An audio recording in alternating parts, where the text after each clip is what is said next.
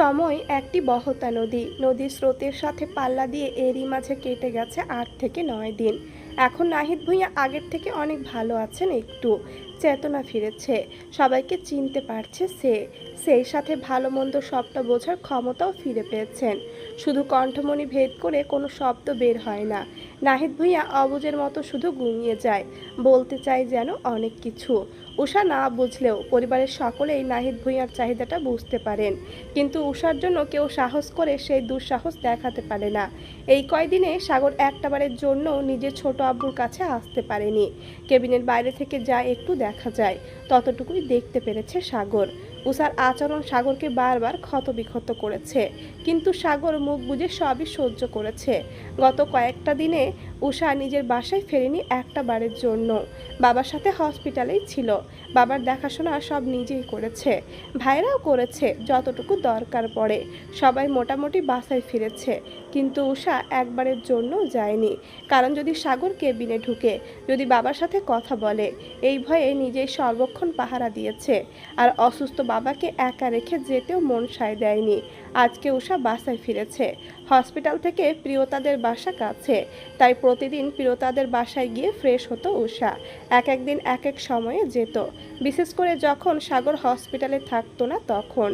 আজকে বাসায় ফেরার উদ্দেশ্য হলো বাবা মেয়ের দরকারি জিনিসপত্র নেওয়া। সিজান ভূঁইয়া আর নাবিল ভূঁইয়া বলেছিলেন বাসায় রেখে চিকিৎসা করতে, যেহেতু এখন নাহিদ ভূঁইয়ার অবস্থা অনেকটাই উন্নতির পথে। কিন্তু উষা রাজি হয়নি। প্রতিদিন থেরাপি দিতে হবে, আর থেরাপির জন্য বারবার আসা যাওয়া করাটা রিস্ক হয়ে যাবে। উষা যেহেতু বাসায় ফিরেছে, তাই হসপিটালে ছিল শুধু সাদাপ আর রাফিদ। আলিসা উষার সাথেই বাসায় গেছে। ওদের ফিরতে সময় লাগবে প্রচুর। এই সুযোগে সাদাব সাগরকে কল লাগায়। উষা তো আর সাগরের কষ্টটা বুঝতে পারছে না। প্রিয় চাচুর কাছে আসতে না পারার কষ্ট, তাকে ছুতে না পারার কষ্টটা সাগরকে ভেতর থেকে শেষ করে দিচ্ছে। সেই সাথে উষার বলা বিষবাক্য দুমড়ে মুচড়ে দেয় সাগরের ভেতরটা। রাফিদও এই কয়দিন ভাইয়ের কষ্ট দেখেছে, নীরবে চাচুর জন্য ফেলা চোখের জল দেখেছে। তাই সেও চায় একবার হলেও চাচুর সাথে ভাইয়ের দেখা হোক। ছোট চাচুও যে ভাইকে খোঁজে তা তো সবাই বুঝতে পারে। যখন সবাই দেখা করতে যায়, সবাই এক এক করে দেখা করলেও সাগরের দেখা আর পায় না। তখন নাহিদ ভূঁইয়া অশ্রুসিক্ত নয়নে কেমন ছটপট করে, মুখ ফুটে বলতে চায় যেন কিছু, কিন্তু সেই শক্তিটুকু এখন আর ওনার মধ্যে নেই।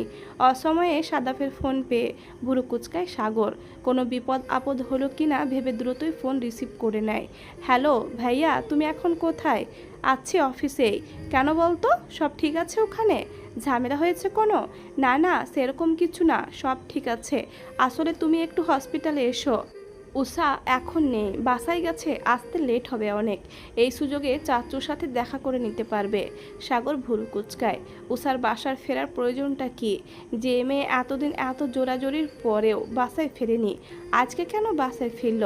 কৌতূহল দমিয়ে না রেখে গম্ভীর গলায় বলল, কেন আজকে বাসায় ফেরার কারণ কি? জানি না, বলল কি দরকার, যেতেই হবে। আমি বলেছিলাম কিছু লাগলে বলতে, আমি এনে দিব, কিন্তু বলল ও গিয়েই নিয়ে আসবে। সাগরের ভাবভঙ্গি এবার আরও গম্ভীর হয়। কুচকানো ভুরুজোড়া কুচকে আসে। তীক্ষ্ণ নজরে নিজের হাতে থাকা হাত ঘড়িতে আজকের ডেটটা দেখে নেয়। না, ওরকম ব্যাপার তো না। তাহলে কি এমন হলো যে নিজেই বাসায় গেল? সন্নিহান কণ্ঠে সাগর বলল, প্রয়োজনীয় কিছু কি লাগবে? আমি নিজের হাতে সব প্যাক করে দিয়েছি। তাহলে হঠাৎ কি এমন হলো? এত কিছু জানি না ভাইয়া, তুমি আসো দ্রুত। কথা শেষ করে কল কাটলো সাদাফ। রাফিদ পাশেই দাঁড়ানো, ভাইয়ের মনের অবস্থা সে বুঝে। সাগর মাত্রই এলো হসপিটালে। সাদাফ দৌড়ে গেল ভাইয়ের দিকে। সাগর গম্ভীর স্বরে জানতে চাইল, উষা কখন বাসায় গেছে? এই হবে 30 থেকে 40 মিনিট। ও যেতেই তোমাকে কল দিয়েছি, আমরা অনুমতি নিয়েছি, তুমি ভেতরে যাও, উষা জানতে পারবে না। সাগরের পা থেমে যায়, চোখ দুটো ছোট ছোট করে তাকায় সাদাফের দিকে। কৌতুকের স্বরে বলে, তোর বোন জেনে গেলেই কি? আমি কি ভয় পাই তোর বোনকে? সাদাব চোরা দৃষ্টি নিক্ষেপ করে ভাইয়ের দিকে। খুক খুক করে কাশি দেয় সে। ভয় পাবে কেন? আমি ভেতরে যেতে চাইলে কি সে আমাকে আটকাতে পারত? কিন্তু আমি জোর খাটাইনি। একে তো হসপিটাল, তার উপরে রোগী আছে সাথে, আর এই অবস্থায় সিন ক্রিয়েট করলে হিতে বিপরীত হবে। সাদা বিজ্ঞের ন্যায় মাথা দোলায়। সাগর কেবিনের দরজা ঠেলে ভেতরে ঢুকে। কয়েকদিনেই নাহিদ ভূঁইয়ার শরীরটা কেমন শুকিয়ে গেছে। এতদিন টিউব লাগানো ছিল, আজকে এই টিউব খুলে ফেলা হয়েছে। এখন থেকে মুখ দিয়ে খেতে পারবে। ছোট আব্বুর এই অবস্থা দেখে চোখে জল জমে সাগরের। আরও একবার এমন পরিস্থিতির শিকার হতে হয়েছিল তাদের। তখন অবশ্য এতটা করুণ দশা হয়নি নাহিদ ভূঁইয়ার। সাগর ভগ্ন হৃদয়ে এগিয়ে গিয়ে বসলো চাচ্চুর কেবিনের পাশের চেয়ারে। এক হাতে শক্ত করে চেপে ধরলো প্রিয় চাচ্চুর ভরসার হাতখানি। এই হাত দিয়েই তো সেদিন কথা দিয়েছিলেন তিনি। আর এখন অসুস্থ অবস্থায় পড়ে আছে হসপিটালে। সাগর চুপচাপ বসে রইল, মাঝে মাঝে মাথায় হাতও বুলিয়ে দিল পরম যত্নে। এবার বুঝি নাহিদ ভূঁইয়ার ঘুম ছুটে যায়। নিভু নিভু দৃষ্টিতে তাকায় সে পাশে। এতদিন পরে প্রিয় ভাতিজাকে দেখে চোখের জল আর আটকাতে পারলেন না। সাগর তড়ি ঘড়ি করে উঠে বসে চাচ্চুর খুব নিকটে। ভাঙা গলায় বলে, কেন না চাচ্চু, তোমার কিছু হবে না। আমরা সবাই মিলে তোমাকে সুস্থ করে তুলব। আমরা আছি তো সবাই তোমার পাশে। নাহিদ ভূঁইয়ার কান্না থামল না। এক হাতে ছেলের মুখে মাথায় বারবার হাত বুলিয়ে দিলেন। চোখ বেয়ে পড়ছে নোনা জল। অবশেষে ছেলেকে টেনে নিলেন বুকের মাঝে। সাগরও জড়িয়ে নিল চাচ্চুকে। তার নিজের চোখেও জল, নিজের চোখের জলটুকু আড়াল করে চাচ্চুর সামনে নিজেকে স্ট্রং দেখালো। মাথা তুলে মুখে হাসি ফুটিয়ে বলল, এখনই এমন হয়ে গেলে চলবে ছোট আব্বু? এখন এনার্জি লুজ হলে কিভাবে হবে? ভুলে গেলে সামনে তোমার কি দিন আসছে? সেসব ভুলে তুমি হসপিটালে কি করে পড়ে থাকতে পারো? বি আই ম্যান ছোট আব্বু, নিজেকে স্ট্রং রাখো। কিছুই হয়নি তোমার। তুমি অসুস্থ হয়ে গেলে তোমার নাতি নাতনিদের কে সামলাবে? ছেলের কথায় নাহিদ ভূঁইয়া হেসে ফেললেন। গুঙিয়ে বললেনও কিছু একটা। সাগর চাচ্চুর কথা বুঝেছে, এভাবে মাথা দুলায়। আরও কিছুক্ষণ সময় গড়াতে সাদাব রাফি দুজনে একসাথে কেবিনে ঢুকে। তিন ভাই একসাথে মিলে ছোট চাচ্চুর সাথে সময় কাটায় অনেকক্ষণ। অবশেষে ডক্টর এসে নাহিদ ভূঁইয়াকে একবার চেক আপ করে এবং ওদেরকে বের হয়ে যেতে বলে। সাগর কেবিনের বাইরে এসে একটা দীর্ঘশ্বাস ছাড়ল। কত দিন পর বুকটাতে কেমন শান্তি শান্তি লাগছে। উষার সাথে কথা বলতে পারলে হয়তো ভেতরে চলা ঘূর্ণিঝড়টাও এতক্ষণে থেমে যেত। সকাল তখন 10:40। সাগর অফিস থেকে এসেছিল চাচ্চুর সাথে দেখা করতে। এখন আবার চলেও যাবে। দুই ভাইয়ের থেকে বিদায় নিয়ে সাগর চলেও গেল। সাগর চলে যাওয়ার আরও প্রায় ঘন্টাখানেক পরে উষা হসপিটালে ফিরে, সাথে মাঝারি সাইজের ট্রলি ব্যাগ। রাফিদার সাদাব দুজনের ট্রলি ব্যাগ দেখে অবাক হয়। এ কী রে উশি, ট্রলি ব্যাগ কেন? কি আছে এতে? উষা স্বাভাবিকভাবে উত্তর করে, কি আবার, আমার আর বাবার জামা কাপড় আছে। হসপিটালে সারা দিন এক ড্রেস পরে থাকতে ভালো লাগে না। সাদাপ এবার ব্যাগের কাছে এগিয়ে এসে বসে পড়ে। ব্যাগ খুলতে খুলতে বলে, তাই বলে এত বড় হসপিটালকে বাড়ি বানিয়ে নিচ্ছিস দেখা যায়। আমরা তো বাড়িতে হসপিটাল বানাতে চেয়েছিলাম, তুই তো রাজি হলি না। ওসা মন খারাপ করে বলল, তোমরা বুঝতেছো না। বাসায় কিছু হলে বা হুটহাট কোনো অসুবিধে হলে আমরা তৎক্ষণাৎ ডক্টর কোথায় পাবো? মানলাম নার্স থাকবে, কিন্তু তারা কি ভালো সার্ভিস দিতে পারবে? রাফিদ উষার পাশে এসে দাঁড়ালো, উৎসুক হয়ে জানতে চাইলো, আরিসা কোথায়? ও যে ফিরল না। উষা সাদাপের দিকে তাকিয়ে বলল, আজকে আরিসার ইম্পর্টেন্ট ক্লাস আছে, সামনেই নাকি এক্সাম, ক্লাসটা মিস দেওয়া যাবে না, তাই ভার্সিটিতে গেল। আর এই যে সাধু, তোর কি কোনো আক্কেল জ্ঞান নেই? আমি আছি তো এখন এখানে, আজকে তুই ভার্সিটিতে যা। আমি এখন ক্লাস না করলেও সমস্যা নেই, পুষিয়ে নিতে পারবো, আমার সব কমপ্লিট। কিন্তু তোমরা সবাই এভাবে হসপিটালে পড়ে থাকলে কিভাবে হবে? আমরা ভাগ করে নিই কে কবে ক্লাসে যাব। রাফিদ মাথা দুলায়, উষা ঠিকই বলছে, আমার তো আজকে ক্লাসে যেতেই হবে, মিস দেওয়া যাবে না। আর সাদাব, তুইও চল, আজকে ক্লাসটা না হয় করেই নিবি। উষা থাকুক, দুপুরে ফুপি আসবে, বিকেলে মা, বাবা আর চাচু আসবেন, রাতে আরাব ভাইয়া, সাগর ভাইয়া আর ফুপি থাকবে। তাহলে চিন্তা কিসের? কালকে না হয় উষাকে ক্লাস করতে দিয়ে আসবো। সাদাবও রাজি হলো। এভাবে ক্লাস ছেড়ে দিলে সেমিস্টারে 0 পেতে হবে। চাচুও তো আগের থেকে রিকভার করেছে, তার উপরে সবাই তো আছেই। সাদাব আর রাফিদ চলে গেল। উষা ফলো করলো তাদেরকে। যখন বুঝতে পারলো আসলে এই দুইজনে চলে গেছে, তখনই দ্রুত কেবিনে আসে, নিজের ছোট ব্যাগ থেকে মোবাইলটা বের করে কল লাগাই কাউকে। খুব সতর্কতার সহিত ক্ষীণ স্বরে বলে, I am success now, I knew your help. ওপাশ থেকে উষার আশা অনুরূপ উত্তর পেয়ে কলটা ডিসকানেক্ট করে দেয়। কিচেনে ব্যস্ত লিপি বেগম আর মারিয়া জামান নাহিদ ভূঁইয়ার জন্য স্যুপ তৈরি করছেন তারা। এক পর্যায়ে মারিয়া জামান লিপি বেগমকে প্রশ্ন করে, আচ্ছা ভাবি, সেদিন যে উষা দাদাকে এসে বলল সে তৃপ্তিসানকে বিয়ে করতে রাজি, তখন দাদা কোনো উত্তর করেনি কেন? কেমন অপরাধী ন্যায় মাথা নিচু করেছিল, কারণ কি? মারিয়া জামানের প্রশ্নে লিপি বেগমের হাত থেমে যায়। তপ্ত নিঃশ্বাস ফেলে বলে, ওই ছেলে একটা অমানুষ রে মারি, কত মেয়ের সাথে যে তার ফষ্টি নষ্টি। ছি ছি ছি, ভাগ্যিস আমার সাগর ওসব এনে দেখিয়েছিল তোর দাদাকে, নয়তো দেখা যেত তার সাথে মেয়েকে জুড়ে দিতে উঠে পড়ে লাগতো। মারিয়া জামান ভাব দেখিয়ে বললেন, বললেই হলো, চাইলেই কি দাদা উষাকে বিয়ে দিতে পারতো? সাহস হতো দাদার? আচ্ছা বাদ দাও, আগে বলো সেই ছেলে কি এমন করেছে? কি আর করবে, ছেলে ড্রাগ অ্যাডিক্টেড, একাধিক নারীর সাথে তার মেলামেশা, অবৈধ ব্যবসা। মারিয়া জামান বিস্ময়ের সঙ্গে বললেন, এসব আমাদের বাবু জানলো কেমন করে? জানি না, তবে আমার ছেলে লাখে একটা, এটা মানতেই হয়। নাহিদের কপাল ভালো, অমন হীরের টুকরো মেয়ের জামাই পেয়েছে। মারিয়া জামান ও গর্বিত গলায় বলে, আমাদের উষা কি কোনো দিক দিয়ে কম? তোমার আর দাদার সাথে সাগরেরও ভাগ্য ভালো যে আমাদের উষার মতো গুণবতী রূপবতী একটা বউ পেয়েছ। আনন্দে লিপি বেগমের চোখে জল চিকচিক করছে।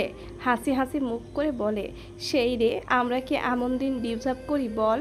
আজকে কত হাসি খুশিভাবে দিন কাটানোর কথা ছিল আমাদের, আর এখন দেখ, আল্লাহ সব ঠিক করে দিক, আমার ভাইটাকে সুস্থতা দান করুক। মারিয়া জামানো ব্যথিত মনে আওড়ায়, আমিন সুম্মা আমিন। লিপি বেগম দ্রুত হাতে ফোন উঠিয়ে বলে, এখন উষাকে একটা কল করে নাহিদের অবস্থা জেনে নি, কেমন আছে মানুষটা। মারিয়া জামান মাথা নাড়িয়ে সম্মতি জানায়। আরিসা পৌঁছানোর মিনিট 10 পরেই সাদাব ভার্সিটিতে পৌঁছেছে। লাস্ট ক্লাসটা করতে পেরেছে শুধু। ক্লাস শেষে মাঠে গোল করে বসেছে সবাই। সাদাব, শুভ, লিটা তিনজনেই একত্রে বসে আছে। আরিসা গিয়েছে লাইব্রেরিতে। শুভ উষার বাবার খোঁজ খবর নিচ্ছে, এটা সেটা জানতে চাইছে। সাদাবও ধৈর্যের সাথে সব কথার উত্তর দিয়ে যাচ্ছে। এক পর্যায়ে শুভ জিজ্ঞেস করে, তুই আরিসার সাথে এমন করছিস কেন? রিজন কি? সাদাব বিরক্ত হলো, মুখে বিরক্তিকর ভাব স্পষ্ট। গম্ভীর স্বরে বলল, আমি এই বিষয় নিয়ে কথা বলতে চাচ্ছি না। এক কথা তোদেরকে কয়বার বলতে লাগে? আমাকে এসব ব্যাপারে কোয়েশ্চেন করবি না, কানে যায় না? লিটা বিরক্তকর স্বরে বলে, আমরা এখানেই আছি সাদ, এভাবে চিল্লানোর কোনো মানে হয় না। শুভর এবার রাগ লাগলো প্রচুর। বেটা কয়দিন এই ভাব দেখাবে? কষ্ট তো নিজেও পাচ্ছে। দেখ সাদাব, ঢং ভাল লাগে না, খোলাখুলি কথা বল, রিজন কি? ছোট থেকে একসাথে বড় হয়েছিস, এমন স্মল একটা ইস্যু নিয়ে এত বড় কাহিনী করার তো কোনো মানে নেই। ব্যাপারটা কথা বলে মিটমাট করে নে। তোর এই নীরবতা মেয়েটাকে কতটা কষ্ট দিচ্ছে ভেবেছিস একবার? কতটা অসহায় হয়ে পড়েছে ও। সাদাব এবার পূর্বের ন্যায় চেঁচিয়ে বলল, সে যখন এমন করেছিল তখন মাথায় ছিল না একটা বাইরের মানুষের জন্য আমার সাথে কিভাবে ওই রকম বিহেভ করতে পারলো? আর তুই শালা বুলশিট, ওটাকে স্মল ইস্যু বলছিস? এখন আমি জাস্ট একটা মেয়েকে হাই বলে তার থেকে একটা নোট চাইবো, বা একটু হেসে হেসে কথা বলবো, দেখিস তো ওর রিয়াকশন। আমাকে দেখি এইটুকুতে লুচু বানিয়ে ছাড়ে।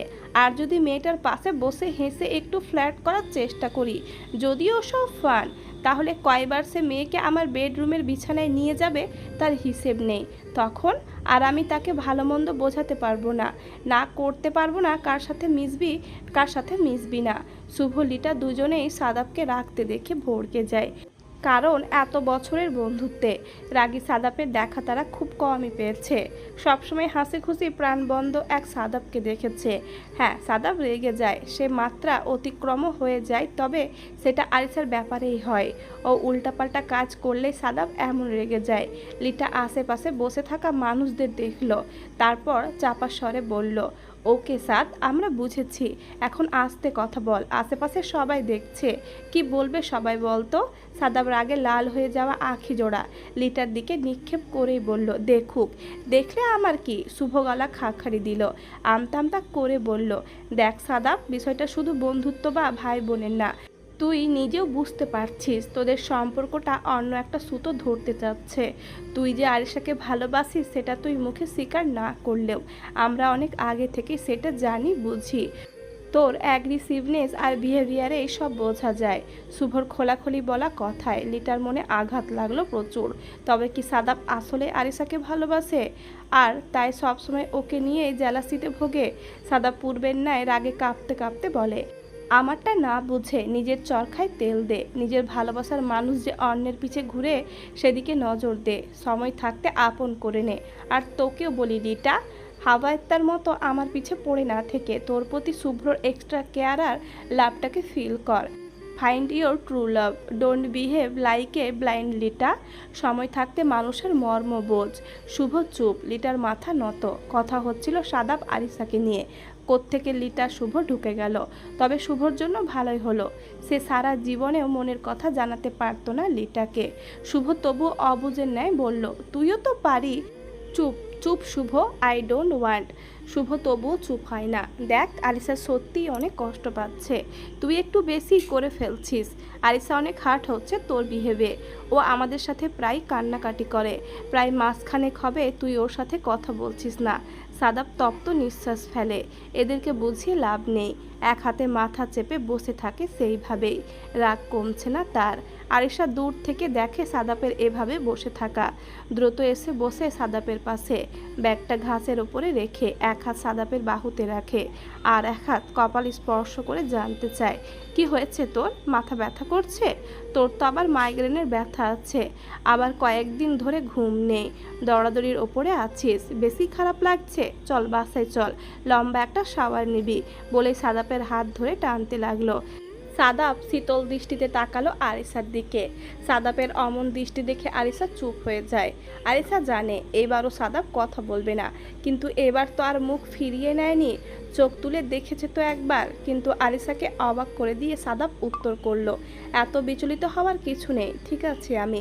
মাইগ্রেনের ব্যথা না। গম্ভীর অথচ শান্ত সে স্বর। আরিসা থম মেরে গেল। সে এক্সপেক্ট করেনি এমনটা। নিজের চোখকে যেন বিশ্বাস করাতে পারছে না। আরিসা ঠোঁটে হাসি ফুটিয়ে মাত্রই উত্তর করলো, তুই তুই আমার সাথে কথা বললি? দেখ আজকে পুরো 22 দিন পর তুই আমার সাথে কথা বলেছিস।